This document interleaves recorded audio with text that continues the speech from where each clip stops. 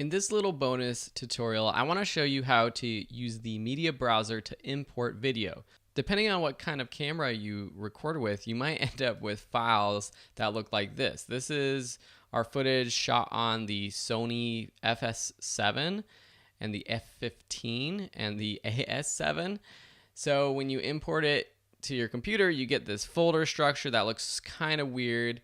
And you can't tell, even when you dive into this menu under the clips, you can't even see what it looks like because they are these MXF files that your computer might not or naturally be able to open or preview.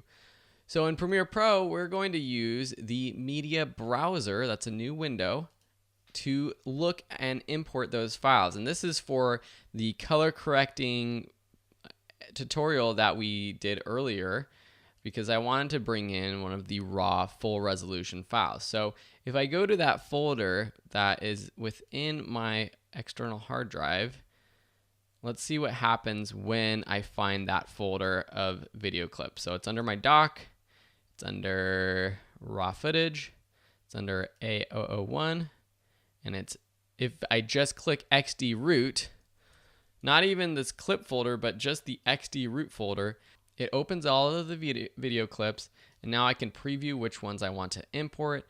And then I can right click and import, or I can drag into my actual project. So I'm going to just open up one of these interview clips, and so I can go ahead and show you how to color correct, which you probably have already watched. So I'm going to go back in time and do that. Thanks for watching. That's how you use the media browser to import footage.